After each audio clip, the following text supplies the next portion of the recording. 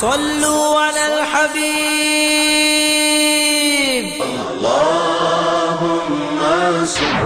حضور صلی اللہ علیہ وسلم کو تو یقین تھا نا کہ میں اللہ کا نبی ہوں، میرا سٹیٹس کیا ہے۔ وَاعْلَمُوا أَنَّ فِيكُمْ رَسُولَ اللَّهِ۔ وہ قرآن جو تھا وہ براہ راست رسول اللہ صلی اللہ علیہ وسلم کے قلب پر نازل ہوا کہ رسول اللہ صلی اللہ علیہ وسلم بچپن ہی سے اللہ کو خالق مانتے تھے اور عبادت کے لائق مانتے تھے اور اس کی عبادت میں کسی اور کو شریک نہیں کرتے۔ الحمدللہ رب العالمین، والصلاة والسلام علی رسولہ الکریم، یریدون لیطفئوا نور اللہ بافواہہم واللہ متم نورہ ولو کرہ الکافرون، هو الذی ارسل رسولہ بالہدی ودین الحق لیظہرہ علی الدین کلہ ولو کرہ المشرکون۔ نبی اکرم صلی اللہ علیہ وسلم کی سیرت مطہرہ کا جو بیان ہم ان نشستوں میں کر رہے ہیں، اس میں ہم پچھلی نشست میں بیعت عقبہ ثانیہ تک پہنچ گئے تھے کہ نبوت کے 10ویں سال کے حج کے موسم میں، حج کے موقع پر نبی اکرم صلی اللہ علیہ وسلم کی ملاقات رات کے اندھیرے میں 5 افراد جو یثرب سے آئے تھے، یعنی مدینہ منورہ سے، ان سے ملاقات ہوئی۔ آپ نے اپنا تعارف کروایا، انہوں نے پہچان لیا کہ یہ وہی معلوم ہوتے ہیں جن کا ذکر یہودی کیا کرتے تھے۔ لٹے کے لیڈ وہ ایمان لے آئے۔ اگلے سال 12 افراد آئے۔ نبی اکرم صلی اللہ علیہ وسلم نے ان سے بیعت لی، جو دین کی موٹی موٹی باتیں ہیں، اللہ کے ساتھ کسی کو شریک نہیں بنائیں گے، چوری نہیں کریں گے، بدکاری نہیں کریں گے، وغیرہ وغیرہ۔ اور یہ بیعت جو ہے یہ قرآن مجید میں بیعت النساء سورہ ممتحنہ میں جو آئی ہے اس کے الفاظ سے مشابہ ہے، اور ہمارے ہاں سلسلہ تصوف کی بیعت جو ہے وہ بھی تقریباً اسی قسم کے الفاظ کے ساتھ ہوتی ہے۔ جاتے ہوئے انہوں نے ریکویسٹ کی کہ ہمیں کوئی معلم دیجیے، تو حضرت مصعب بن عمیر رضی اللہ تعالیٰ عنہ کا سلیکشن ہو گیا، اور اللہ تعالیٰ نے انہیں یہ اعزاز بخشا کہ وہ مدینہ منورہ بھیج دیے گئے۔ ایک قرآن کے معلم کی حیثیت سے 1 سال تک انہوں نے جس انداز سے قرآن مجید پڑھایا، ایسی راہ ہموار کی رسول اللہ صلی اللہ علیہ وسلم کی تشریف آوری کے لیے کہ اگلے سال 75 افراد گئے، 3 خواتین بھی تھیں، اور رسول اللہ صلی اللہ علیہ وسلم کے لیے ایک آفر لے کر گئے کہ آپ کے خاندان والوں نے آپ کو ڈسون کر دیا ہے، آپ کو نکال دیا ہے، ہم آپ کو اون کرتے ہیں اور ہم آپ کو متبنہ بناتے ہیں۔ آپ ہمارے پاس تشریف لے آئیں، جیسے ہم اپنے بچوں کی حفاظت کرتے ہیں ایسے ہی ہم آپ کی بھی حفاظت کریں گے۔ اب چونکہ رسول اللہ صلی اللہ علیہ وسلم کو پناہ دینے کے معنی کیا تھے؟ Coming in direct confrontation with the Quraysh. تو رسول اللہ صلی اللہ علیہ وسلم نے فوراً انہیں پہلے وارن کیا ہوگا کہ ڈو یو انڈرسٹینڈ کہ مجھے پناہ دینے کا مطلب کیا ہے؟ ان کا یس وی ڈو۔ ان کا اچھا پھر پہلے منظم ہو جاؤ۔ تو آپ نے 12 نقیب مقرر فرمائے ان کے اندر، اور ان کی اطاعت کا حلف ان سے لیا، اور یہ الفاظ بیعت عقبہ ثانیہ کے اور اس کے بعد فتح مکہ کے بعد جو بیعت آپ نے بیعت خلافت کی لی تھی، وہ ایک تقریباً ایک ہی قسم کے الفاظ ہیں، تھوڑے سے فرق کے ساتھ۔ اب اصولی طور پر یہ طے کر لیا رسول اللہ صلی اللہ علیہ وسلم نے کہ آپ مکہ مکرمہ سے مدینہ منورہ ہجرت فرما لیں گے۔ قریش کو یہ بیعت ہو جانے کے بعد راتوں رات خبر ہو گئی، اور اگلے روز انہوں نے اس کا سخت نوٹس لیا، اور اوس و خزرج کے ایک بڑے سردار کو بلا کر انہوں نے منا میں حاضر کیا اپنے انکلوجر میں، اور اسے ڈانٹا کہ یہ رات کو بیعت ہوئی ہے، کیوں؟ بہرحال اس نے ایکسپلین کیا کہ میرے علم میں نہیں ہے، لیکن قریش بھی اس کی امپلیکیشنز کو سمجھ رہے تھے،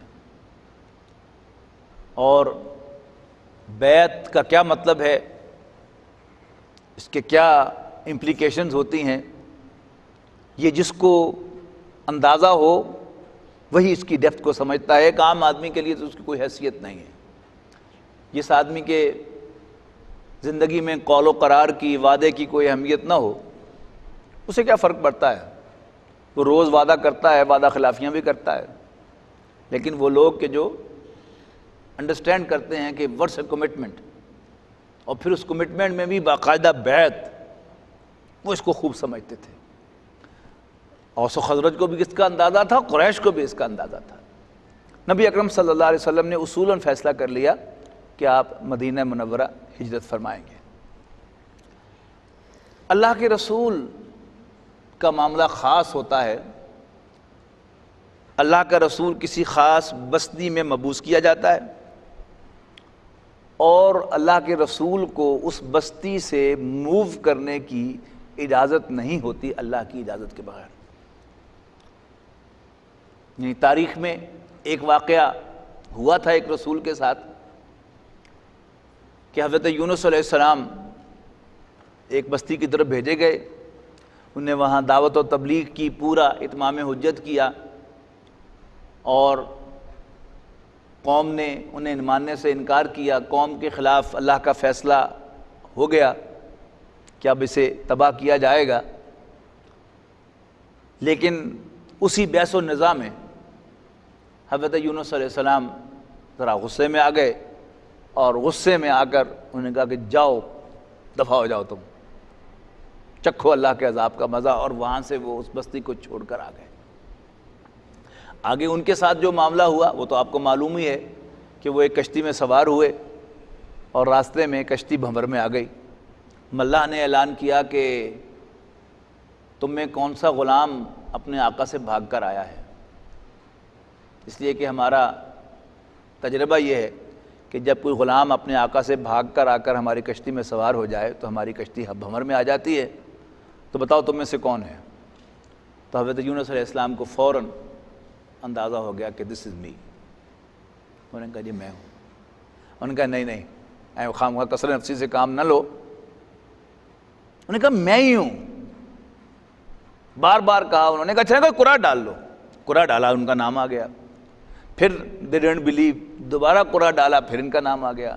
تیسری دفعہ قرآن ڈالا، پھر ان کا نام آیا۔ آخر انہوں نے ان کو بلیو کیا، بادل ناخواستہ، اور اٹھا کر دریا میں پھینک دیا۔ اس کے بعد کیا ہوا وہ آپ کو معلوم ہی ہے کہ ایک کشتی جو ہے، ایک مچھلی جو ہے وہ اللہ تعالیٰ نے بڑی مچھلی تیار کی ہوئی تھی، وہ منہ کھولے کھڑی تھی، اور یوں ہی پھینکا تو اس نے انہیں سوالو کر لیا، اور حفاظت کے ساتھ امانتاً اللہ تعالیٰ نے انہیں وہاں پر ایک طویل عرصے کے لیے رکھا، کانشیس رکھا۔ اور پھر جب وہ تائب ہوئے تو اللہ تعالیٰ نے پھر انہیں وہاں سے باہر نکالا۔ یہ تو ایک دوسرا حصہ ہے۔ لیکن ہوا کیا کہ کیونکہ وہ اللہ کی اجازت کے بغیر وہاں سے موو ہوئے تھے، اب یہ چیز ان کے لیے کیا ہوئی؟ اللہ تعالیٰ کی ناراضگی کا باعث بن گئی، اور اس قوم کے لیے یہی جو عمل تھا ان کا ایک کریڈٹ بن گیا۔ ادھر ڈیبٹ ہوا، ادھر کریڈٹ ہو گیا اکاؤنٹس کے اصول کے مطابق۔ انہوں نے دیکھا کہ وہ باتیں جو یونس کہا کرتے تھے وہ آثار تو عذاب کے آ رہے ہیں۔ اب چونکہ یعنی حضرت یونس علیہ السلام کے چلے جانے کی وجہ سے اب انہیں ایک الاؤنس مل رہا تھا، تو وہ گڑ گڑائے، توبہ کی، تو اللہ نے عذاب کے آثار شروع ہو جانے کے باوجود ان کی توبہ قبول کر لی، اور عذاب ان سے ٹل گیا کچھ عرصے کے لیے، and a fresh lease of existence was giving to them. اب حضور صلی اللہ علیہ وسلم نے بھی اصولی فیصلہ کر دیا، لیکن he was not supposed to move from Makkah without his Lord's permission۔ لہذا طے ہو گیا کہ موو کرنا ہے، لیکن اللہ کی اجازت جب تک نہیں آنی تھی حضور صلی اللہ علیہ وسلم نے مکہ مکرمہ سے باہر نہیں نکلنا تھا۔ حضرت ابوبکر صدیق رضی اللہ تعالیٰ عنہ نے 2 اونٹنیاں خرید کر انہیں کھلانا پلانا شروع کر دیا کہ ہم ان پر سفر کریں گے، اور حضور صلی اللہ علیہ وسلم سے پوچھنا شروع کر دیا روز کہ جی اجازت آئی کہ نہیں آئی، اجازت آئی کہ نہیں آئی، اجازت آئی کہ نہیں آئی۔ حضور فرماتے کہ نہیں،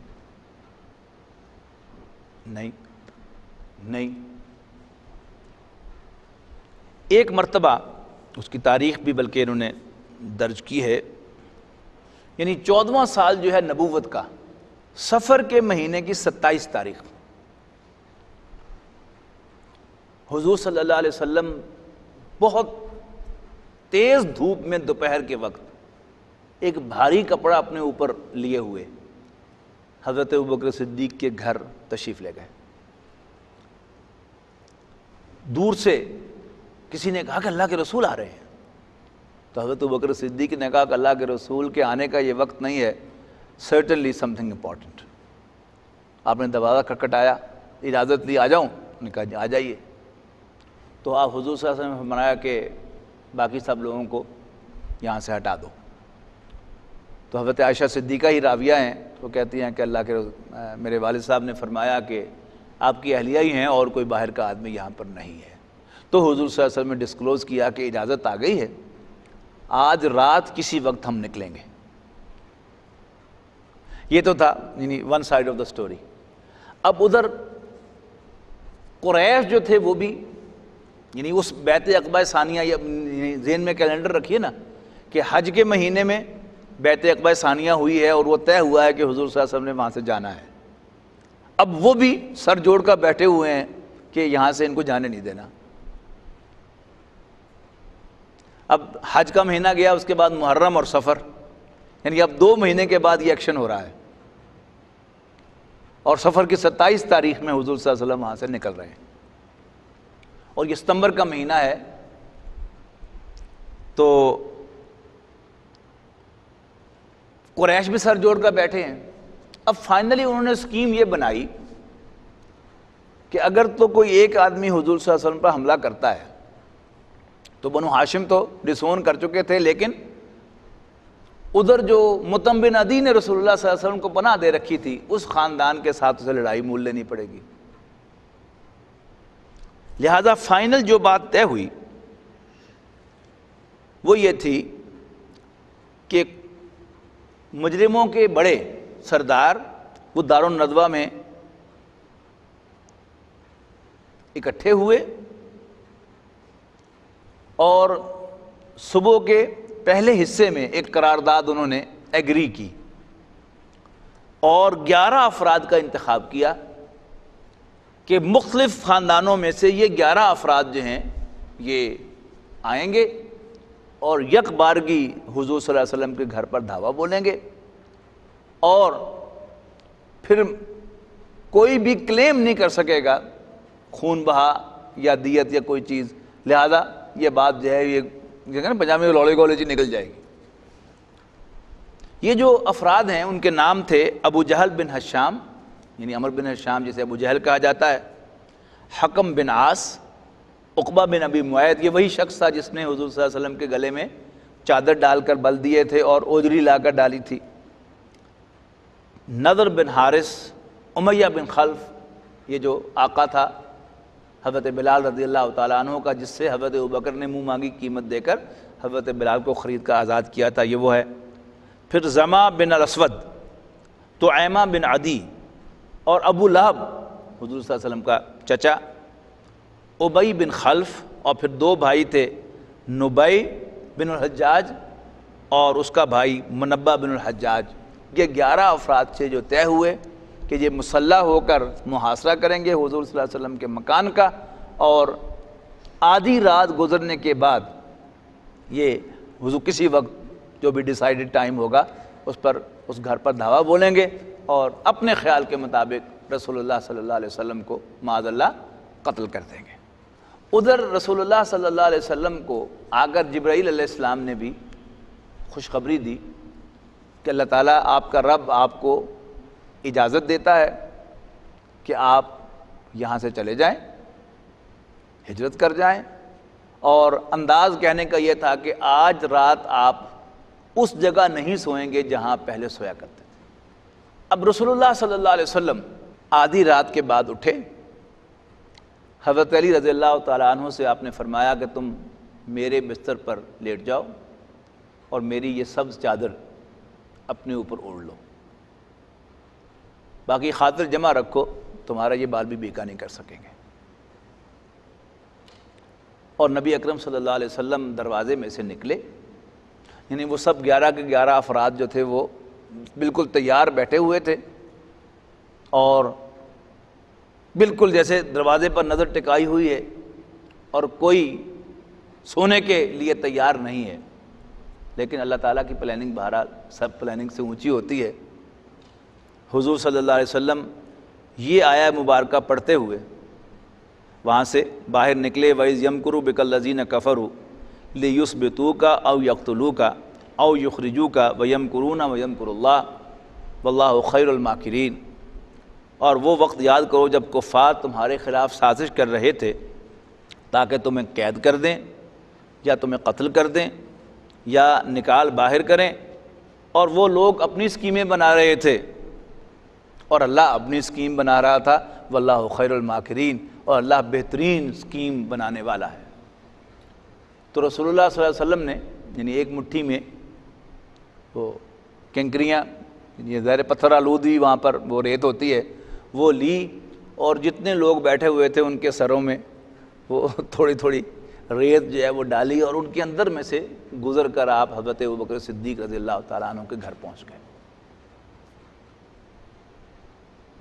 وہاں اندر جا کر آپ نے حضرت ابوبکر صدیق کو ساتھ لیا، اور حضرت ابوبکر صدیق کی کھڑکی میں سے پھلانگ کر آپ باہر نکلے تاکہ پاؤں کے نشان جو ہیں وہ معلوم نہ ہوں، اور وہاں سے آپ نکل کر، یعنی ذہن میں آپ کے جغرافیہ ہوگا کہ نیچے مکہ ہے جنوب میں، پھر اس سے اوپر نارتھ میں مدینہ ہے، لیکن رسول اللہ صلی اللہ علیہ وسلم نیچے یمن کی جانب یعنی جنوب کی طرف روانہ ہوئے، اور تقریباً 5 میل کا سفر کر کے سور نامی جو پہاڑ تھا آپ اس کی طرف چلے گئے، اور وہاں پتھر بھی تھے، اور نبی اکرم صلی اللہ علیہ وسلم پنجوں کے بر چل رہے تھے تاکہ پاؤں کے نشان نہ آئیں، یہاں تک کہ آپ کے پاؤں مبارک زخمی بھی ہوئے۔ آخر کار حضرت ابوبکر صدیق رضی اللہ تعالیٰ عنہ نے حضور صلی اللہ علیہ وسلم کو کندھوں پر اٹھایا اور بڑی تیزی کے ساتھ پہاڑ کی چوٹی پر لے گئے، اور وہاں جا کر حضرت ابوبکر نے فرمایا کہ آپ یہاں ٹھہریں، لیٹ می گو ان، میں ذرا جائزہ لے لوں پھر میں آپ کو بلاتا ہوں۔ اندر گئے، غار کی صفائی کی، اور اپنی چادر پھاڑ کر وہ سارے سوراخ بند کیے، 2 سوراخ باقی رہ گئے، حضور صلی اللہ علیہ وسلم کو بلایا، اور وہاں اپنے دونوں پاؤں یوں رکھ کر اور حضور صلی اللہ علیہ وسلم سے کہا کہ جی آپ میری ران کے اوپر سر رکھیں، تو آپ تو کریں آرام، میں واچ کر رہا ہوں۔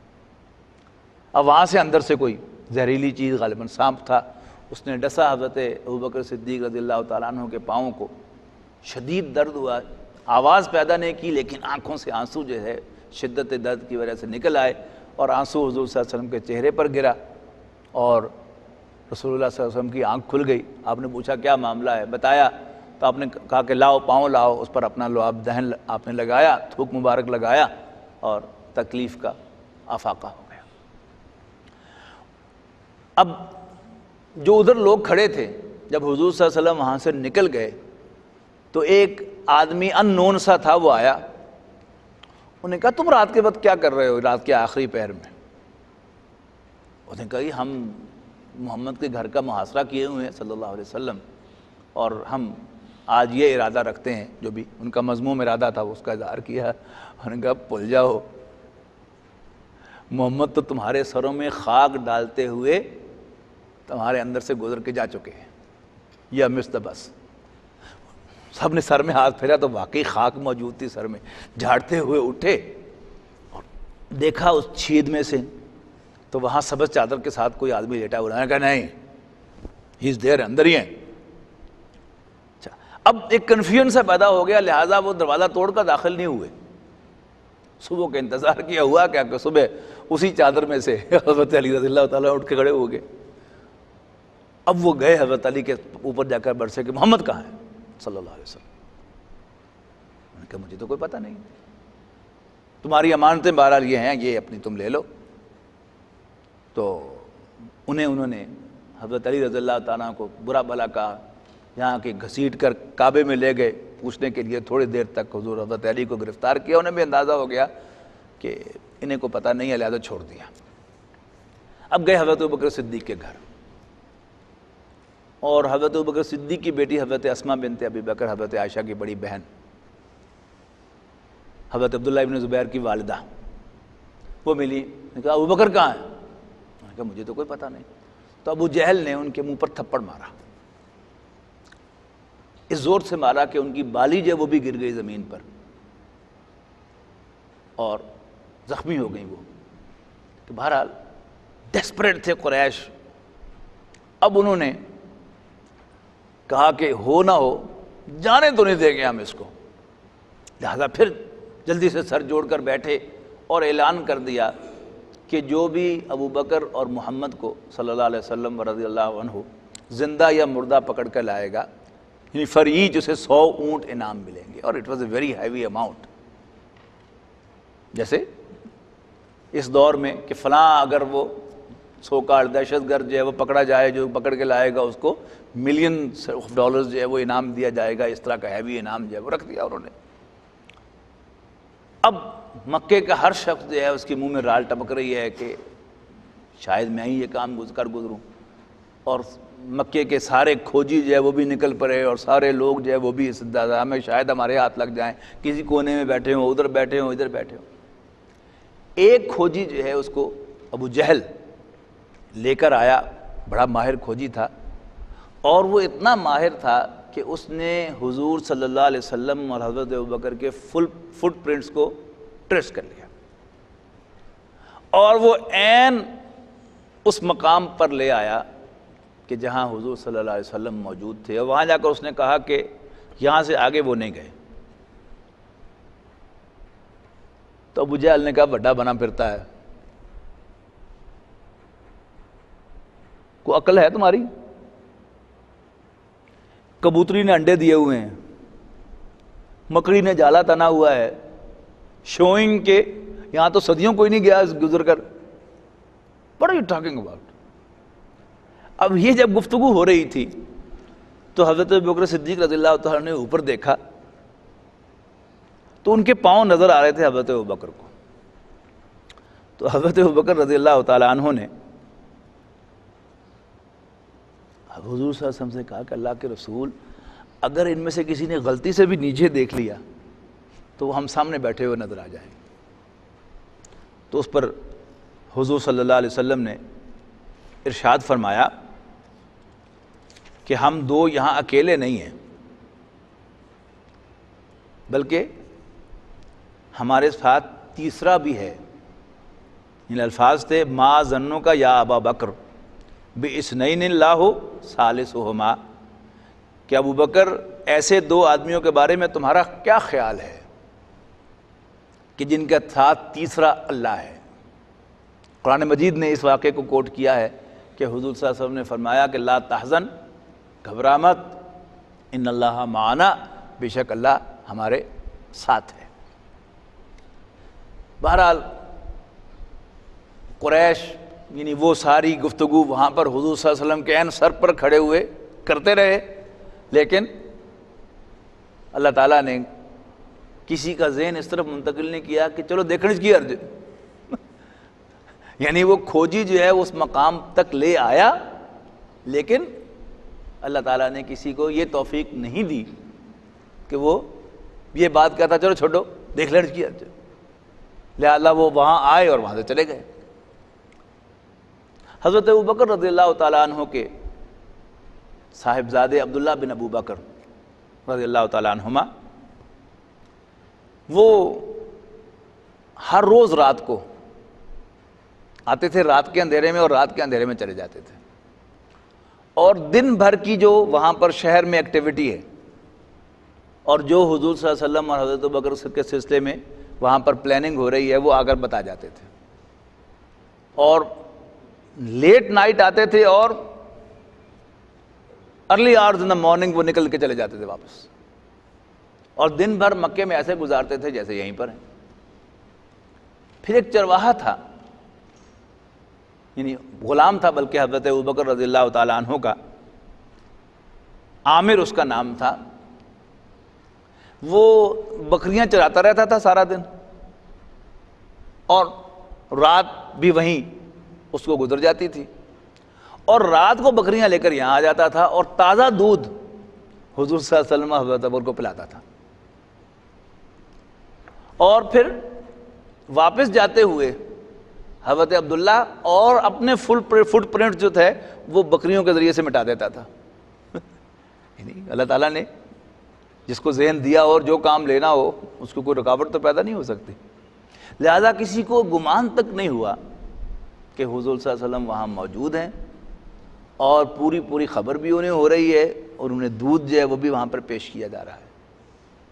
یہاں تک کہ پھر حضرت اسماء بنت ابی بکر رضی اللہ تعالیٰ عنہا بھی آئی ہیں فائنلی کھانا لے کر. ان 3 دن کا وہاں قیام تھا, حضور صلی اللہ علیہ وسلم کا پلان تھا پہلے سے. پھر وہ کھانا لے کر آئی ہیں اور ایک ٹفن کے اندر کھانا تھا اور کھانا انہوں نے حضور صلی اللہ علیہ وسلم کو اور حضرت ابوبکر کو دیا اور باندھنے کے لیے کہ وہ اونٹنی کے ساتھ باندھ دیا جائے. دیکھا تو باندھنے کے لیے لٹکانے کے لیے کوئی چیز نہیں تھی تو ان کا کمر بند تھا. انہوں نے اپنے کمر بند کو پھاڑا اور اسی کا ایک حصہ جو تھا اس سے وہ ایک بنا کر رسی اور باندھنے کے لیے دے دیا, یہ آپ لٹکا لیجئے. تو اس پر حضور صلی اللہ علیہ وسلم نے انہیں خطاب دیا کہ وہ ذات النقاتین ہے. یہ حضرت اسماء بنت ابی بکر کو حضور صلی اللہ علیہ وسلم نے وہاں پر خطاب ارشاد فرمایا. وہاں سے پھر ایک شخص تھا جو صحرائی راستوں کا بڑا ماہر تھا, اس کا نام تھا عبداللہ بن اریقط لیثی. حضرت ابوبکر رضی اللہ تعالیٰ نے اس کو ہائر کیا ہوا تھا اور 2 اونٹنیاں جو تیار کی ہوئی تھی وہی اس کی کسٹڈی میں دی ہوئی تھی اور طے تھا کہ وہ 3 دن کے بعد جو ہے وہ لے کر آئے گا. اب وہ 2 اونٹنیاں بھی لے کے آ گیا اور خود بھی آ گیا. یہ جو مختلف راستے تھے ان کا بڑا ماہر تھا. حضرت ابوبکر صدیق رضی اللہ تعالیٰ عنہ نے رسول اللہ صلی اللہ علیہ وسلم کے سامنے وہ اونٹنیاں پیش کی کہ اللہ کے رسول یہ میں نے تیار کی ہوئی ہیں تو اگر آپ پسند فرمائیں تو یہ ایک اونٹنی آپ کے سفر کے لیے ایک میرے سفر کے لیے. تو حضور صلی اللہ علیہ وسلم نے فرمایا کہ لیکن میں قیمتاً لوں گا. اس پر حضرت ابوبکر صدیق رضی اللہ تعالیٰ عنہ رو پڑے کہ اللہ کے رسول یہ سب کچھ آپ کے لیے ہی ہے. لیکن بہرحال یعنی یہ جو امپورٹنٹ ایونٹ تھا ہجرت کا سفر, تو رسول اللہ صلی اللہ علیہ وسلم یہ سفر جو تھے وہ اپنی جیب سے کرنا چاہتے تھے. یعنی اس کا اتنا اللہ کی نظر میں اونچا مقام تھا اور اس پر جو پیسہ خرچ کرنا اس کی بھی ایک خاص حیثیت تھی. یا اللہ ہی بہتر جانتا ہے کہ کیوں حضور صلی اللہ علیہ وسلم نے اس موقع پر یہ شرط لگائی. اور حضرت ابوبکر رضی اللہ تعالیٰ عنہ کے بارے میں تو حضور صلی اللہ علیہ وسلم کا ایک بڑا عجیب ارشاد ہے کہ اس دنیا میں کوئی شخص ایسا نہیں ہے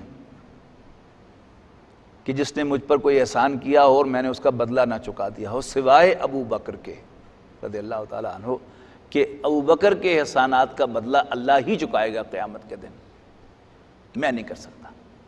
تو یہ حضرت ابو بکر رضی اللہ تعالیٰ عنہ کے دفتر فضائل کی ایک بڑی خاص بات ہے.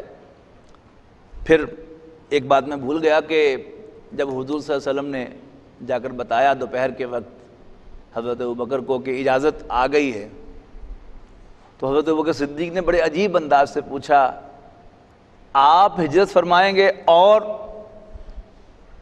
آپ نے فرمایا نام, ہاں اشاروں میں کہ میں بھی آپ کے ساتھ ہجرت کروں گا. تو آپ نے فرمایا کہ ہاں تم بھی میرے ساتھ ہجرت کرو گے. تو یہ بہت بڑا اعزاز ہے کہ یعنی حضور صلی اللہ علیہ وسلم کے اس مشن کا ایک امپورٹنٹ سفر, اس میں حضرت ابوبکر رضی اللہ تعالیٰ عنہ کو حضور صلی اللہ علیہ وسلم کی معیت حاصل ہوئی, ساتھ نصیب ہوا. یہ سفر پھر عامر وہ عبداللہ لیثی آ گیا اور اس نے جو سفر کروایا ہے حضور صلی اللہ علیہ وسلم کو وہ بھی عجیب طریقے سے کروایا ہے. یعنی ایک تو قریش نے جب پہلے دن دیکھا کہ حضور صلی اللہ علیہ وسلم ان کے ہاتھ سے نکل گئے ہیں تو انہوں نے شہر کے سارے راستے جو ہے بلاک کیے, مشرق کی طرف جانے والے, مغرب کی طرف جانے والے, شمال جنوب. لیکن حضور صلی اللہ علیہ وسلم تو غار میں چھپے ہوئے تھے. اب بھی اس نے یہ احتیاط برتی کہ پہلے حضور صلی اللہ علیہ وسلم کو وہ یمن کی طرف لے کر گیا اور کچھ فاصلہ یمن کی طرف طے کرنے کے بعد اب اس نے رائٹ ٹرن لیا اور وہ ساحل سمندر کی طرف گیا، اور پھر ساحل سمندر کے ساتھ ساتھ ہوتا ہوا وہ حضور صلی اللہ علیہ وسلم کو مدینہ منورہ لے کر گیا ہے۔ یہ وہ راستہ تھا کہ جو عام لوگوں کو معلوم نہیں تھا، لیکن چونکہ یہ راستوں کا ماہر تھا اور اسی بنیاد پر حضرت ابوبکر صدیق نے اس کو ہائر کیا ہوا تھا، تو واقعی ہی prove to be the one suitable for this, کہ وہ ایک اور راستے سے لے کر گیا جس کی خبر کسی کو نہیں ہوئی۔ پھر راستے میں ایک مقام پر ایک بڑھیا بیٹھی ہوئی ملی، بڑی موٹی سی بڑھیا تھی، وہ بیٹھی ہوئی تھی، تو حضرت اس کی ایک بکری بھی تھی، تو حضور صلی اللہ علیہ وسلم اور حضرت ابوبکر صدیق وہاں ٹھہرے، اور حضرت ابوبکر نے اس سے کہا کہ کوئی کچھ کھانے پینے کو ہے؟